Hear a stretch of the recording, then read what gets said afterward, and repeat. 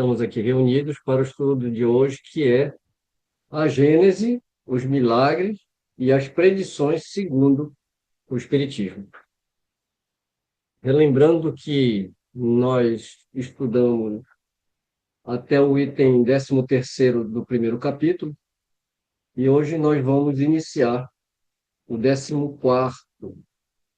Como já estamos acostumados aqui no nosso grupo, vamos lendo e, na medida do necessário, a gente faz algumas pausas para comentários, para algumas reflexões, evitando assim também de interromper o próprio pensamento de Kardec, que já traz uma grande clareza. Quando necessário, a gente faz alguns comentários que sejam pertinentes. Vamos lá, então, vamos compartilhar a nossa tela aqui. Estamos na Gênese, capítulo 1º, Natureza da Revelação Espírita, item 14º. Como meio de elaboração, o Espiritismo procede exatamente da mesma maneira que as ciências positivas, ou seja, aplica o método experimental. Fatos de uma nova ordem se apresentam que não podem ser explicados pelas leis conhecidas. Ele os observa, compara, analisa e, remontando os efeitos às causas, chega à lei que os rege. Depois deduz as consequências e busca suas aplicações úteis. O Espiritismo não estabelece nenhuma teoria pré-concebida. Assim sendo, não estabeleceu como hipótese nem a existência e a intervenção dos espíritos, nem o perispírito, nem a reencarnação, nem qualquer dos princípios da doutrina. Concluiu pela existência dos espíritos porque tal existência resultou como evidência da observação dos fatos, e assim os demais princípios. Não foram os fatos que vieram posteriormente confirmar a teoria, mas a teoria é que veio subsequentemente explicar e resumir os fatos. É, portanto, rigorosamente exato dizer que o Espiritismo é uma ciência de observação e não produto da imaginação. Lembrando que nós já comentamos nos estudos anteriores essa elaboração, né? Por que ele chama de ciência positiva? Já falamos do método experimental, mas nunca é bom, né? Nunca não, nunca é demais lembrar, né? Relembrar um pouquinho, né? Lembrando que nos tempos de Kardec considerava-se positiva a ciência que tinha como objetivo descobrir as causas e a lei dos fenômenos e fatos. Então, ele está aplicando aqui a ciência da época, isso que a gente que ele chama de ciência positiva. Aliás, no estudo de ontem do Céu e Inferno, nós abordamos também, né, o positivismo, para não se fazer uma confusão com uma corrente filosófica de Auguste Comte, né? Eu acredito que isso já esteja bem estabelecido entre nós aqui no grupo e nos estudos que nós estamos fazendo. No entanto, ainda assim, na descrição dos vídeos, sempre que aparecem essas palavras e esses termos, a gente vai deixar na descrição novamente, né, uma diferença entre uma coisa e outra na descrição. Continuando o item 15, se temos um exemplo, passa-se no mundo dos espíritos um fato muito singular e que certamente ninguém teria suspeitado, que é o de espíritos que não acreditam estar mortos. Muito bem. Os espíritos superiores, que conhecem perfeitamente o fato, não vieram dizer antecipadamente: há espíritos que acreditam prosseguir vivendo a vida terrena, que conservaram seus gostos, seus hábitos e instintos. Mas eles provocaram a manifestação de espíritos dessa categoria para que pudéssemos observá-los. Tendo visto, então, espíritos incertos quanto ao seu estado, ou afirmando que pertenciam ainda a este mundo, acreditando desempenharem suas ocupações comuns, do exemplo se concluiu a regra. A multiplicidade de fatos análogos provou que não se tratava de uma exceção, mas de uma das fases da vida espírita, que permitiu que se estudasse todas as variedades e causas dessa ilusão singular. Permitiu reconhecer que essa situação é, sobretudo, própria dos espíritos pouco avançados moralmente e que ela é peculiar a certos gêneros de morte, que ela é apenas temporária, mas pode durar dias, meses ou anos. Foi assim que a teoria nasceu da observação. O mesmo se dá com todos os outros princípios da doutrina.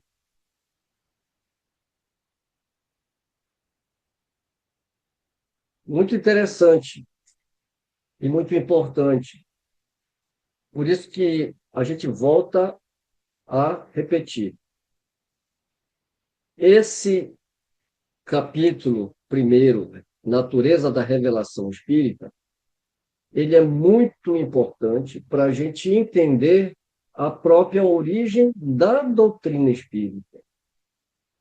E aqui tem conceitos muito importantes. Primeiro que no item 14, ele já vem explicar que muitos fenômenos que acontecia não foi uma ideia preconcebida de Kardec.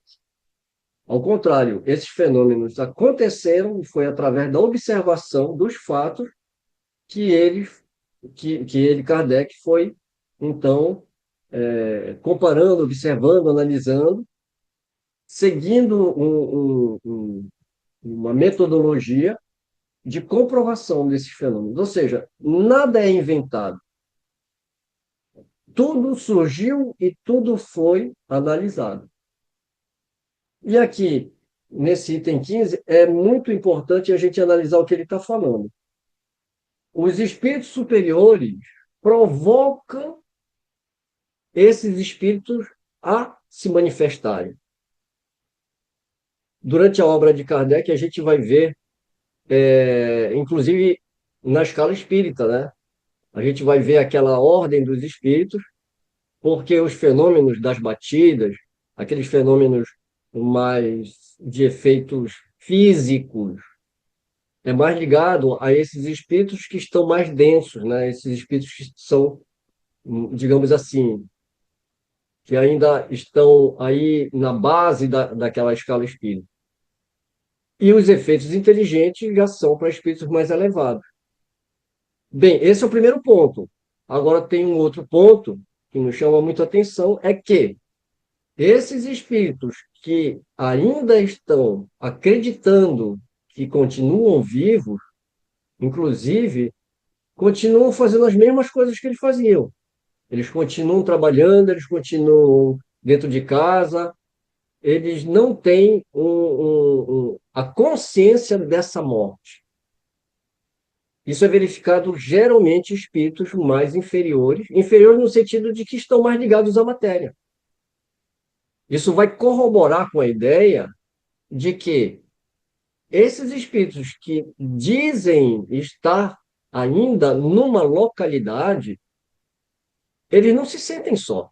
Eles se sentem com várias pessoas ali. E a narrativa deles vai ser de um mundo espiritual muito parecido com o nosso. Mas existe uma localidade, pelo que Kardec levantou junto aos espíritos superiores? Não. Isso é a própria, é o reflexo da mente desses espíritos. Por isso que Kardec vai abordar cada espírito, analisar cada situação. Fala, Fernando. É, o, o importante aí é exatamente que o Espiritismo é uma ciência de observação. É uma ciência positiva, certo? Baseada em fatos. Mas se faz as observações, se, se desenvolve uma lógica pertinente e, a partir daí, se chega a certas conclusões. Ou seja, é exatamente o método utilizado exatamente na época de Kardec, das próprias universidades. Eu acho isso muito interessante, porque, na verdade, é um método de pesquisa que está por detrás de tudo isso. É isso. Bem, nós temos o conhecimento, né, de que a época de Kardec, aliás, agora eu lembrei, inclusive, um comentário seu no estudo passado, que a gente estava discutindo exatamente, é, porque, por exemplo, a ciência positiva, né, ela excluía tudo que não fosse material. Ela só via pelo ponto de vista material das coisas, né? Pela razão pura, né? Kardec utilizou também esse raciocínio, mas ele considera o espírito encarnado, né? A alma, né? Como um espírito encarnado. Aliás, o espírito como uma alma encarnada. Essa ideia não é exatamente só de Kardec. Ao tempo de Kardec, a gente tinha o chamado movimento do espiritualismo racional, né? Então, a psicologia daquela época, você vai ver um desenvolvimento, uma grande personagem desse movimento, que foi o Mene de Biran, né? E outro que é muito conhecido, que é o Victor Cousin. Foram eles que trouxeram essas ideias de estudar o homem como uma alma encarnada. Então, ao tempo de Kardec, essa visão da psicologia se olhava para o homem como um ser trino, digamos assim, né? Não só a matéria, mas o espírito, a alma, né? E o corpo físico, né? Ainda não se tinha uma ideia exatamente do perispírito, né? Mas já se trabalhava com essas ideias. Mais tarde é que, aliás, na nossa época, né, já está assim, mais o materialismo, onde a ciência e a religião elas acabam se separando definitivamente. Uma não leva em consideração a outra. E o Kardec, ele prossegue fazendo o estudo das duas ciências em conjunto.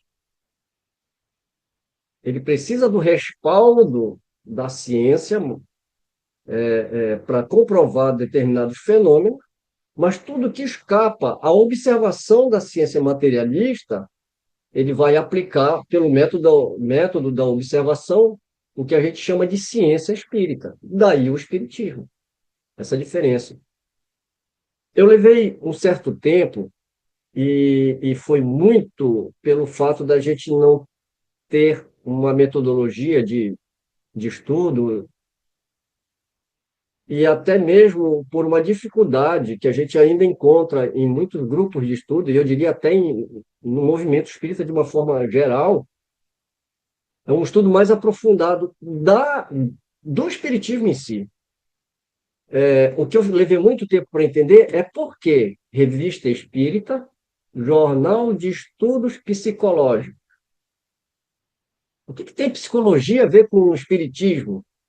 E aí, quando você remonta à época de Kardec, vê o que estava acontecendo nas universidades com esse estudo do espiritualismo racional, e isso foi levado tão a sério que isso era ensinado nos liceus, né? O que a gente chama hoje do ginásio, né? Isso era ensinado nas escolas. Nós temos um outro grande nome, que é Paul Janet. E isso também foi levado para o Brasil. A gente tem toda uma estrutura de ensino. Aos poucos isso foi se separando, foi se perdendo.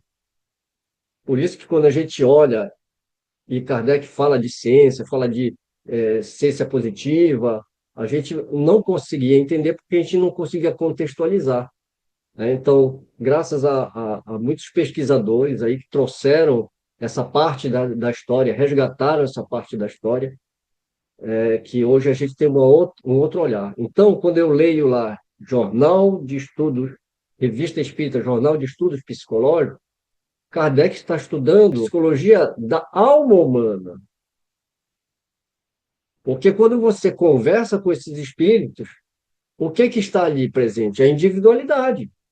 Os próprios espíritos se identificam, né? Como ele fala, o fenômeno é que disse quem que era, né? Somos espíritos de homens que já viveram na Terra. Homens que já viveram na Terra são bons, são maus. Então, daí a gente começa a entender por que jornal de estudo psicológico. Ele está estudando a alma humana, seja encarnado ou desencarnado. E aí, conforme a gente vai vendo a evolução intelecto-moral desses espíritos, cada um vai narrar a vida no mundo espiritual de acordo com o seu prisma, de acordo com o seu entendimento. Então, quando o espírito fala que ele está com dor, quando ele sente frio, a gente para pensar como é que o espírito pode sentir frio se ele não tem mais corpo físico. Aquele frio não é físico, aquele frio é moral, né? Moral no sentido de espiritual, né? Está na consciência dele. Então, depende do entendimento de que espíritos estamos falando. Então, quando ele narra que ele está no local, ou, enfim, quando ele começa a fazer narrativas, como nós temos vários romances aí, citando cidades espirituais, e, aliás, isso não é um privilégio do nosso tempo. Nós temos vários autores, até antes de Kardec, que narram, né, esses mundos espirituais. Isso não é nenhuma novidade, né? Mas com Kardec, isso passa a ser diferente, porque ninguém nunca tinha feito uma observação tão profunda a ponto de analisar a psicologia dessas almas e desses espíritos. E aí, quando a gente compreende a escala espírita, a gente vê que cada um está colocando a sua experiência. É lógico que quando a gente quer fazer um estudo sério de uma ciência, a gente não vai se basear na narrativa dos alunos. A gente vai procurar os mestres para se instruir. Quando a gente lida com espíritos, a gente está falando com o aluno e com o mestre. Cabe a nós saber fazer a diferença. Kardec já facilitou bastante a nossa vida com aquela escala espírita, que ainda é bem pouco estudado por nós. Aprofundar mais, aí a gente começa a entender a narrativa de cada espírito, cada experiência que eles estão passando. Voltando aqui para o nosso texto, item 16. Da mesma maneira que a ciência propriamente dita tem por objeto o estudo das leis do princípio material, o objeto especial do Espiritismo é o conhecimento das leis do princípio espiritual. Ora, como esse último princípio é uma das forças da natureza que reage incessantemente sobre o princípio material e reciprocamente, disto resulta que o conhecimento de um não pode ser completo sem o conhecimento do outro, que o espiritismo e a ciência completam-se um pelo outro, que a ciência, sem o espiritismo, encontra-se na impossibilidade de explicar certos fenômenos unicamente pelas leis da matéria, e que é por ter feito a abstração do princípio espiritual que ela se encontra diante de numerosos impasses. Que o espiritismo, sem a ciência, ficaria sem apoio e controle e poderia embarcar em ilusões.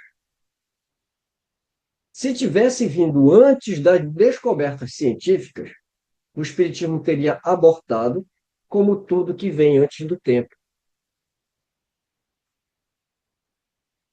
Agora nós entendemos porque esses espíritos não trazem as informações sem nós desenvolvermos o nosso conhecimento por nós próprios.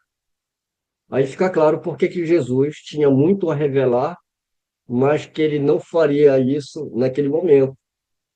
E muitas das coisas que ele falou, falou de forma velada, por parábola. né? Então, é uma passagem até que está, se eu não me engano, no Evangelho de João, né? Muitas coisas eu tenho para vos falar, né? Mas eu mandarei o Paráclito, né? O Consolador prometido, né? O Paracleto, né? Paracleto, a tradução literal é um advogado, né? É aquele que permanecerá ao nosso lado. Então, ele estava só pronto. Aí, quando a gente vê essas observações do Kardec, é exatamente isso. Nenhum espírito vai antecipar o futuro, a não ser que nós estejamos preparados, né? Muitos espíritos que reencarnam já vêm com o preparo de serem os grandes reveladores, como a gente viu nos itens anteriores, né? Os homens de gênio, mas eles também aparecem quando a sociedade está preparada. Então, tudo ao seu tempo. E o Kardec aqui, ele já está colocando exatamente isso. A gente desenvolve a ciência, mas nem tudo pode ser explicado só pela ciência material, porque nós não somos só matéria, né? Quando eu falo nós, eu não estou me referindo só à raça humana, né? A gente tem que lembrar que todos os seres vivos, toda a matéria bruta, ela tem um princípio espiritual. A gente vai ver isso no Livro dos Espíritos, cena dos próximos capítulos, né? A gente vai entrar ainda nessa parte do Livro dos Espíritos, né? O princípio inteligente, né? Onde a gente vai estudar o primeiro capítulo do livro, o primeiro livro do Livro dos Espíritos, né? Item 17. Todas as ciências se encadeiam e se sucedem dentro de uma ordem racional. Nascem uma das outras à medida que encontram um ponto de apoio nas ideias e conhecimentos anteriores. É uma sucessão, né, de raciocínios, né? A astronomia, uma das primeiras que foram cultivadas, permaneceu nos erros da infância até o momento em que a física veio revelar a lei das forças dos agentes naturais. A química, nada podendo sem a física, devia segui-la de perto, para em seguida marcharem juntas, apoiando-se uma na outra.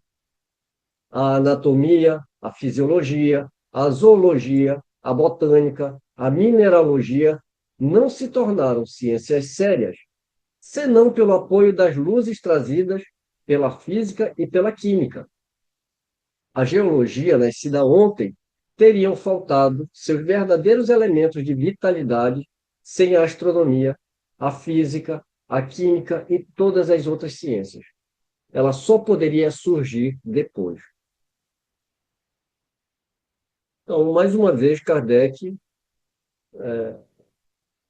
encadeando essa ideia, né? Como a sucessão dessas ideias, como elas vão surgindo e elas vão se aprimorando com o nosso desenvolvimento intelectual. Item 18.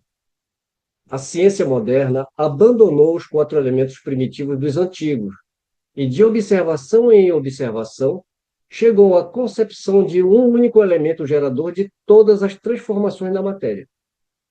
Mas a matéria, por si mesma, é inerte, não tem nem vida, nem pensamento, nem sentimento. Necessita de sua união com o princípio espiritual.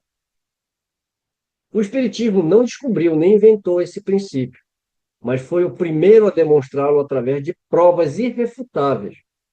Ele o estudou, analisou e tornou evidente sua ação. Ao elemento material, juntou o elemento espiritual. Elemento material e elemento espiritual, eis aí os dois princípios, as duas forças vivas da natureza. Pela união indissolúvel desses dois elementos, explica-se sem dificuldade uma multidão de fatos até agora não explicados. Por sua própria essência e tendo por objeto o estudo de um dos dois elementos constitutivos do universo, o Espiritismo toca forçosamente a maior parte das ciências. Ele não poderia ter vindo senão depois da elaboração dessas ciências e após, sobretudo, que elas tivessem provado sua impossibilidade de tudo explicar apenas pelas leis da matéria. E uma coisa que eu quase estava esquecendo aqui, que eu ia falar, olha, nós não podemos esquecer, e eu ia esquecendo, né? A proposta do nosso estudo é fazer um estudo cronológico dessas obras. Então, levando em consideração que nós estamos estudando a última obra publicada, a última obra fundamental publicada por Kardec, nós partimos do princípio que a gente já leu o Livro dos Espíritos, né? Porque aqui ele está apenas nos relembrando o que nós já estudamos lá atrás. Então, por isso que ele coloca aqui, né?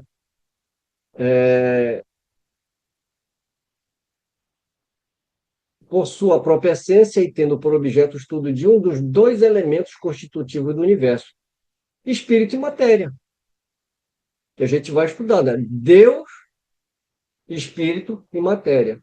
São os elementos gerais do universo. Então, a gente partindo do princípio que a gente já entendeu lá atrás, né? Esse princípio inteligente, que é o espírito, que Kardec vai grafar diferentemente de espírito como princípio inteligente e o espírito como uma individualidade.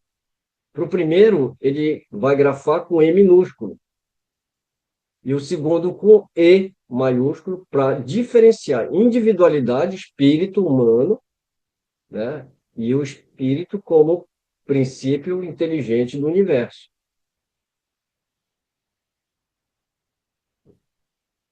Eu, uma coisinha, esse 18 eu acho extremamente interessante, até na forma como Kardec elabora ele, certo?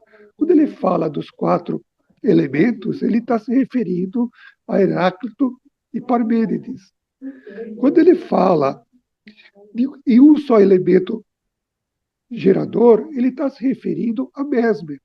Sem Mesmer, as explicações, tanto por parte humana como por parte dos espíritos, ia ficar extremamente difícil. Então, e o Espiritismo veio desenvolver essas ideias. Eu acho muito interessante. É maravilhoso. Fernando, você, como sempre, traz uma contribuição formidável, né? Você lembrou exatamente do Heráclito, né? E de Parmênides com relação aos quatro elementos.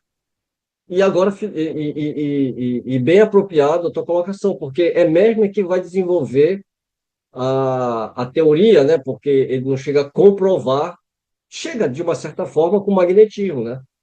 Mas ele usa o fluido cósmico universal como um conceito para explicar o fenômeno que ele via ocorrer. Então, a gente pode até dizer que, na verdade, na prática, ele criou a teoria, né? E não foi o contrário, né? Ele criou, ele observando como funcionava, como se dava o magnetismo, ele, para explicar o fenômeno, então, ele cria esse termo, fluido cósmico universal, que mais tarde vai ser muito mais entendido e aprofundado por Kardec. Maravilhosa a tua contribuição. Ganhou estrelinha. Ganhou uma estrelinha. E é como tu falasse, né, Mário? Kardec, por estar escrevendo a última obra, é como se nós já tivéssemos lido e entendêssemos o que ele está falando de um só elemento gerador. Exatamente. Por isso que nós costumamos falar que o estudo da Gênese ele não pode ser feito sem antes nós termos conhecimento da base que é Livro dos Espíritos e Livro dos Médiuns. Muita coisa aqui vai ficar sem um entendimento mais profundo se a gente não tiver essa base. Isso. 19. Acusa-se o espiritismo de parentesco com a magia e a bruxaria, mas esquece-se de que a astronomia ancestral, a astrologia judiciária, que não está tão distante de nós, que a química é filha da alquimia, da qual nenhum homem sensato ousaria ocupar-se atualmente. Ninguém há de negar, entretanto, que havia na astrologia e na alquimia o germe das verdades de onde surgiram as ciências atuais. Apesar de suas fórmulas ridículas, a alquimia contribuiu para que fossem descobertos os corpos simples e a lei das afinidades. A astrologia se apoiava sobre a posição e o movimento dos astros, que ela havia estudado. Mas, na ignorância das verdadeiras leis que regem o mecanismo do universo, os astros eram, para o vulgo, seres misteriosos aos quais a superstição emprestava uma influência moral e um sentido revelador. Quando Galileu, Newton, Kepler tornaram conhecidas essas leis, quando o telescópio descerrou um véu e mergulhou nas profundezas do espaço um olhar que alguns consideraram indiscreto, foi que os planetas nos apareceram como simples mundos semelhantes ao nosso e toda a estrutura do maravilhoso desmoronou. O mesmo se deu com o espiritismo em relação à magia e à feitiçaria, que também se apoiavam na manifestação dos espíritos, como a astrologia no movimento dos astros. Todavia, na ignorância das leis que regem o mundo espiritual, ambas mesclaram com essas relações crenças e práticas ridículas, com as quais o espiritismo moderno, fruto da experiência e da observação, nada tem a ver. Certamente, a distância que separa o espiritismo da magia e da feitiçaria é maior do que a que separa a astronomia da astrologia, a química da alquimia. Pretender confundi-los é demonstrar que nada se sabe a respeito deles. Item 20. Só o fato da possibilidade de comunicação com os seres do mundo espiritual tem consequências incalculáveis da mais alta gravidade. É todo um mundo novo que se nos revela e que tem ainda mais importância pelo fato de atingir todos os homens, sem exceção. Tal conhecimento não pode deixar de trazer, em se generalizando, uma modificação profunda nos costumes, no caráter, nos hábitos e nas crenças que tanta influência exercem sobre as relações sociais. É toda uma revolução que se opera nas ideias, revolução ainda maior, mais poderosa pelo fato de não estar circunscrita a um povo, a uma casta, mas que atinge simultaneamente pelo coração todas as classes, todas as nacionalidades, todos os cultos.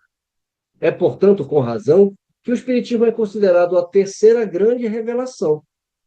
Vejamos em que diferem essas revelações e qual o vínculo que une umas às outras.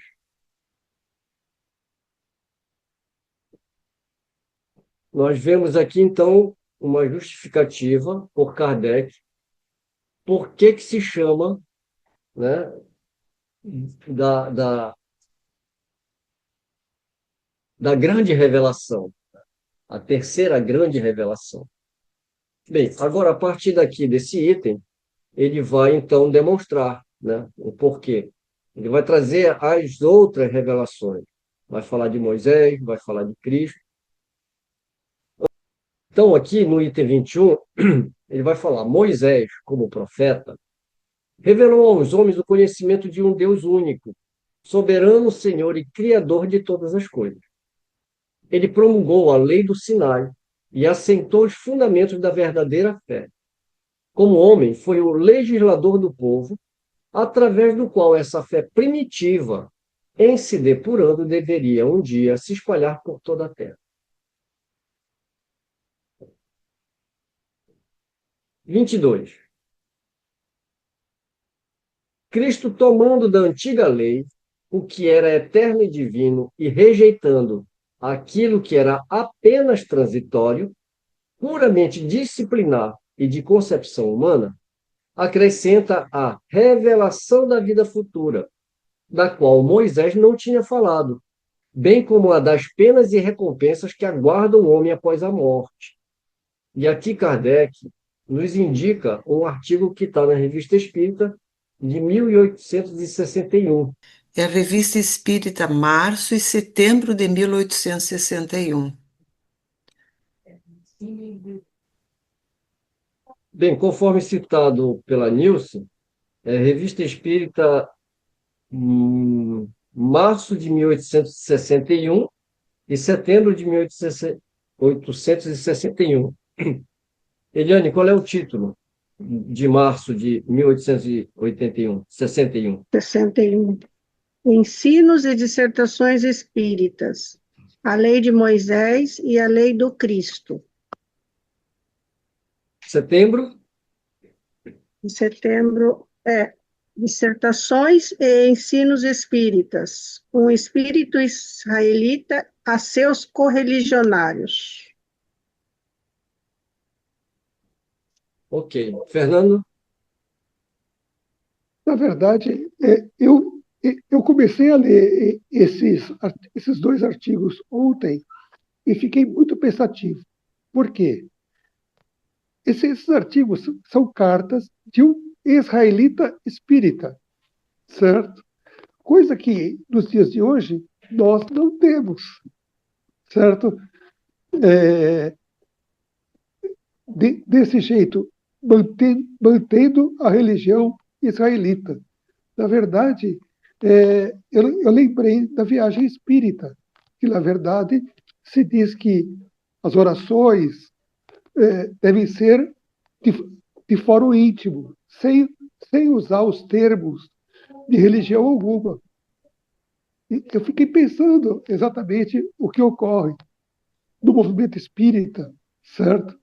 Na verdade, isso faz com que se afaste as pessoas que não sejam provenientes do cristianismo. Então, na verdade, eu acho que o movimento espírita aí está bem errado em relação a Kardec. Na verdade, é uma coisa que precisa ser muito bem discutida. Eu sinto falta disso. Porque na realidade, né, Fernando, esse artigo, ele é muito bonito. Ele é um espírito, ele como espírito, né, ele é israelita, né? Professava a religião, né, é o culto do israelita, né? isso. E quando ele volta, né, ele se depara com o mundo espiritual, provando que já era um espírito bem evoluído, e ele compreende o mundo do espiritual. E aí ele escreve aos seus correligionários, né, falando sobre isso. É lindo esse artigo. É um artigo muito bonito. Setembro, na verdade, é a continuação, né, dessa comunicação de março. Ó, eu estou vendo Uhum. um trecho aqui que é bem interessante e que é pertinente a esses últimos comentários. Ele fala: contudo, eu me dizia que os mandamentos de Deus, revelados por Moisés, me pareciam ser o fundamento da moral cristã, que o Cristo poderia ter ampliado o quadro, desenvolver as consequências, mas que o germe estava na lei ditada no Sinai. Olha, o que Kardec está escrevendo aqui, e depois, quando a gente lê esse artigo com mais atenção, vai corroborar justamente para o pensamento que Kardec está aplicando, não só para união de credos, né, de crenças. Ele fala: o Espiritismo é um lugar onde todas as crenças se encontram. Nesse pequeno trecho que eu li, desse espírito que se diz israelita, mas é o que ele fala, né? Jesus poderia ter desenvolvido mais ainda, mas o germe já está. Por isso que é a primeira revelação. O germe da ideia estava lá em Moisés, aplicada daquela forma de acordo com o entendimento daquele povo. Então, quando Kardec ele está fazendo com a ciência, ele está demonstrando que nada pode vir antes, nenhuma ideia pode vir antes do tempo, não é isso que ele fala? Então, a própria ciência, mas é para tudo. Então, uma revelação como essa, o germe está lá na primeira. É desenvolvida por Jesus, mas é desenvolvida até o ponto que dá, porque a humanidade não estava preparada ainda para toda a revelação completa. O Espiritismo, ele agora, ele agrupa tudo que foi ensinado nas primeiras revelações, desenvolve e cria um campo para que todos os cultos se encontrem. São Coisa 50. importante, Mário, da gente salientar que ele coloca Moisés, depois ele coloca Cristo. Ele não coloca o nome daquele que veio como Jesus. Ele não coloca Jesus. A personalidade, isso é muito importante da gente prestar bem atenção. Ele não diz Jesus, né? Aquela personalidade que veio. Ele coloca Cristo, Se referindo ao Espírito, né? ao Espírito crístico. E olha, para reforçar essa tua ideia, eu vou pegar aqui o original de Kardec. E o original, quando eu falo, é a quarta edição, primeira a quarta, né? Ó, não só está Cristo, como está em letra maiúscula, né?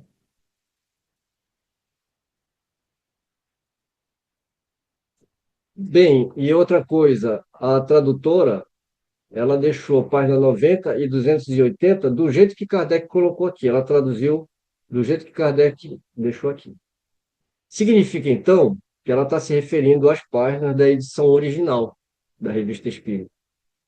Nem isso ela modificou, ela respeitou isso aqui, né? Então, olha que interessante, né? A Nilce acabou nos proporcionando uma coisa legal aqui, que foi da gente ir aqui no original e ver que o Cristo está em maiúsculo, em caixa alta, né? Como se fala, né? Uma coisa importante que eu sinto falta em todos os livros de Kardec, das traduções, é que não se coloca a página do original. Eu acho Não, isso muito geralmente quando importante. coloca a página, é a página da tradução de fulano, de ciclano, e beltrano. Por isso que naquela hora eu falei, se eu não sei Uhum, qual é a tradução, né? Mas ela colocou a obra uhum, original aqui, né? Então, você vê que é. ela apontou para a obra original de Kardec. Mas eu acho que toda o livro inteiro tinha que ter a paginação do original. Porque a É isso que referência é o original. é, é, É, só para lembrar que eu estou falando ela, a tradutora é a Cristina Flores. Bem, vamos continuar, vamos lá para o item 23.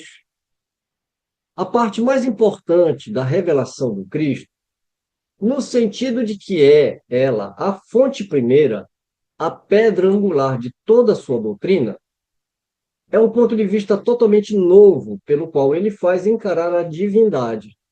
Não é mais o Deus terrível, ciumento, vingativo de Moisés, o Deus cruel e impiedoso que que rega a terra com o sangue humano, que ordena o massacre e a exterminação dos povos, sem excetuar as mulheres, as crianças e os velhos, que castiga aquele que poupam as vítimas. Não é mais o Deus injusto, que pune um povo inteiro pela falta de seu chefe, que se vinga do culpado na pessoa do inocente, que atinge os filhos pela falta de seu pai, mas um Deus clemente, soberanamente justo e bom, pleno de mansuetude e misericórdia, que perdoa o pecador arrependido e dá a cada um segundo suas obras. Não é mais o Deus de um único povo privilegiado, o Deus dos exércitos, presidindo os combates para sustentar sua própria causa contra os deuses de outros povos. mas o Pai comum do gênero humano, que estende sua proteção a todos os seus filhos, chamando todos a si. Não é mais o Deus que recompensa e pune apenas pelos bens da terra, que faz consistir a glória e a felicidade na escravidão dos povos rivais e na multiplicidade da progenitura, mas que diz aos homens: vossa verdadeira pátria não é este mundo, mas no reino celeste. É lá que os humildes de coração serão elevados e que os orgulhosos serão humilhados. Não é mais o Deus que considera a vingança como virtude e que ordena o olho por olho, dente por dente, mas o Deus de misericórdia que diz: perdoai as ofensas se desejais ser-lhes perdoado. Pagai o mal com o bem, não façais a outrem o que não quereis que vos faça. Não é mais o Deus mesquinho e meticuloso que impõe, sob as mais rigorosas penas, a maneira como deseja ser adorado, que se ofende diante da inobservância de uma fórmula, mas é o Deus grande que vê o pensamento e não se honra com a forma. Não é mais, enfim, o Deus que deseja ser temido, mas o Deus que quer ser amado.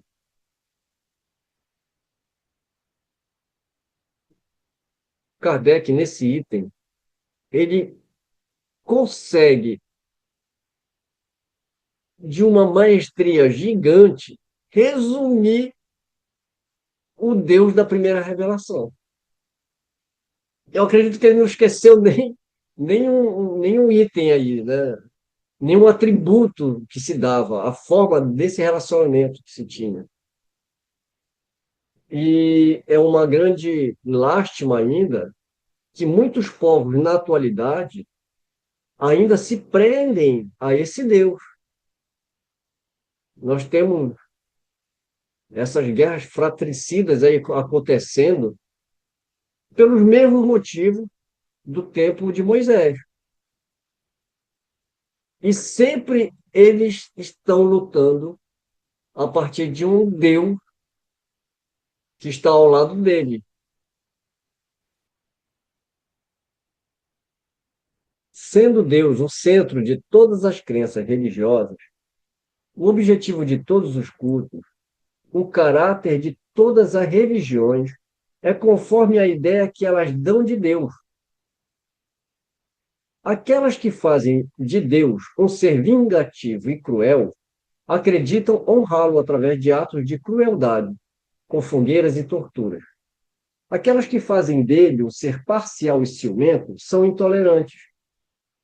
Elas são mais ou menos meticulosas na forma, segundo ou julguem mais ou menos maculado com fraquezas e frivolidades humanas.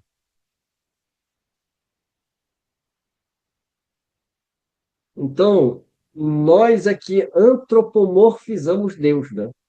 Nós criamos Deus à nossa imagem e semelhança. E Jesus veio mostrar o contrário, né?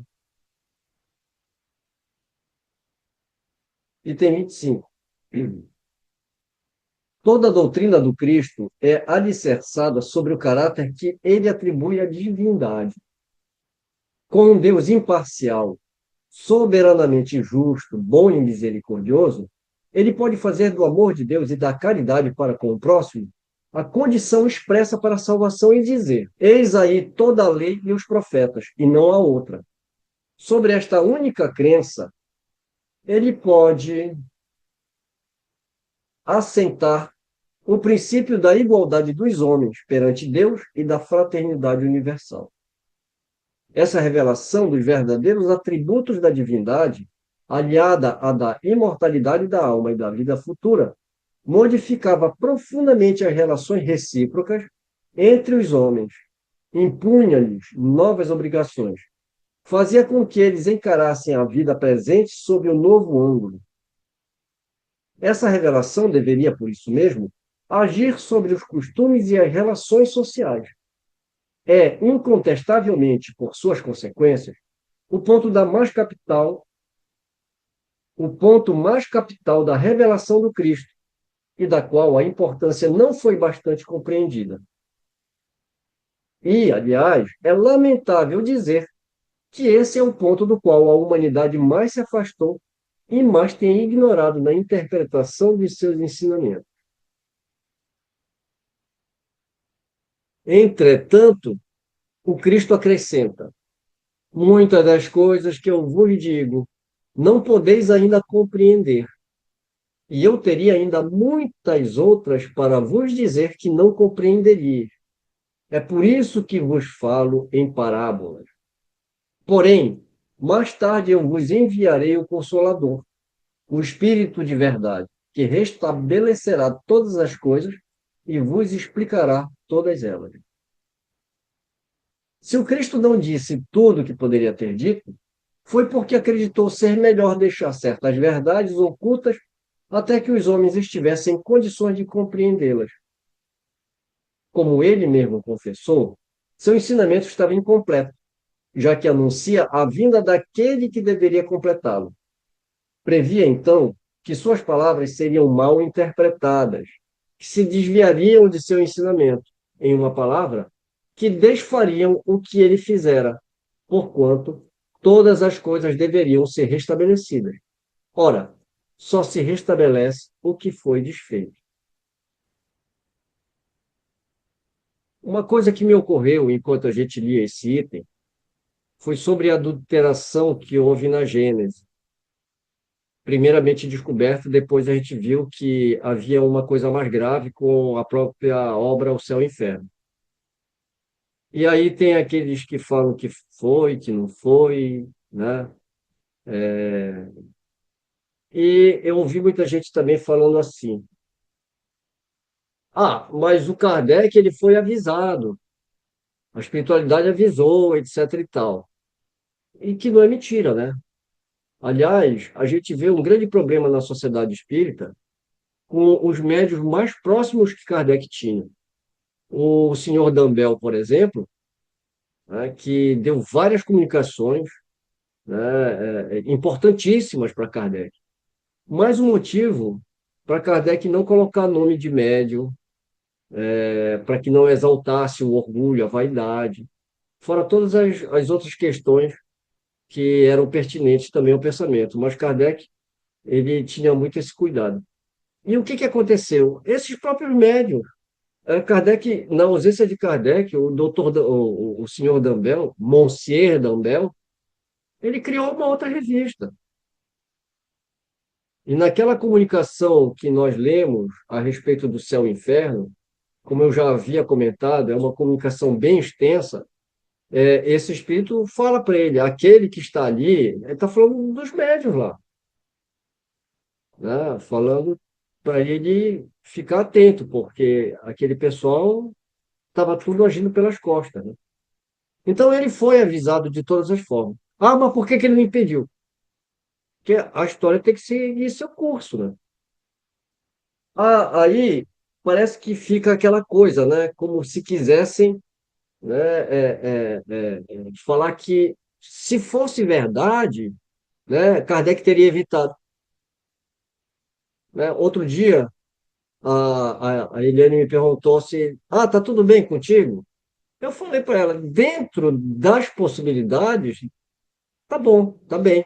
Aí ela falou, nossa, por que você falou isso? Ou seja, o que está no meu controle, está tudo bem.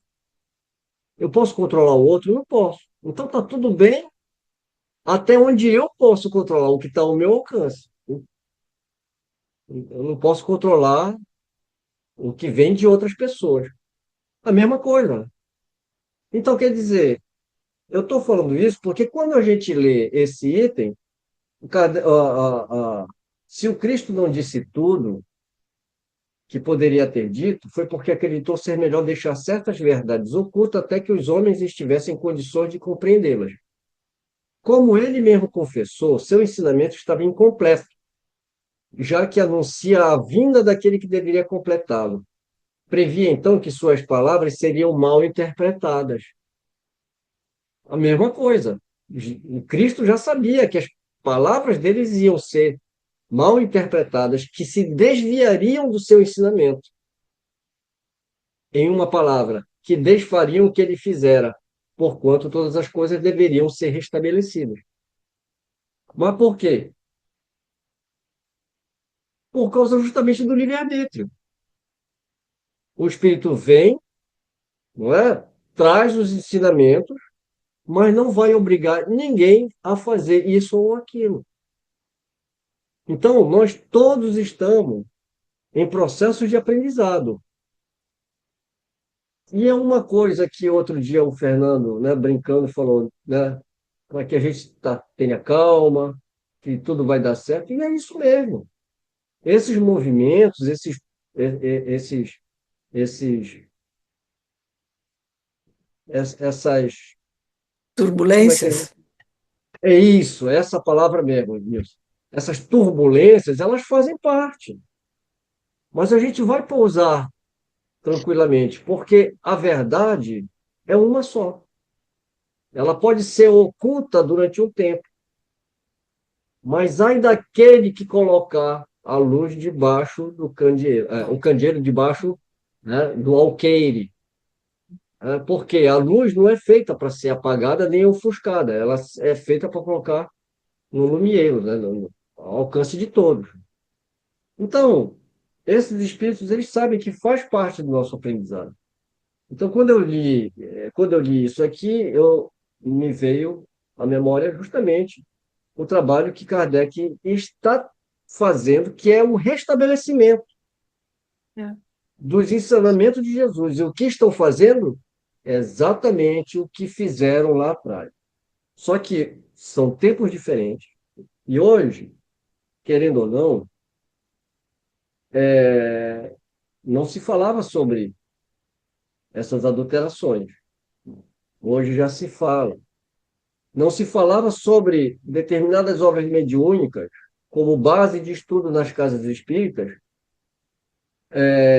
como obras que não passaram pelo controle do ensinamento, o controle universal do ensinamento. Nunca questionamos tantos médiuns, nunca questionamos tantos espíritos como estamos fazendo agora. Então, essas turbulências, elas são necessárias. Mas a fraternidade, ela tem que ser observada. A caridade, melhor dizendo, né? A caridade, ela tem que ser observada. Novamente, Viagem Espírita 1862. Propuseram para Kardec essa questão de quem ele ficaria ao lado do que está certo, né, no embate ali. Ele falou, não, ficarei do lado de quem tem a caridade, né? Então, a gente tem que observar isso. Bem, nós paramos então aqui no item 26, que é uma pena. Bem, agora que estava ficando bom, Sempre vai ser assim. não, Agora que mas está ficando bom, vamos ter que parar. Agora que está ficando bom, vamos ter que parar.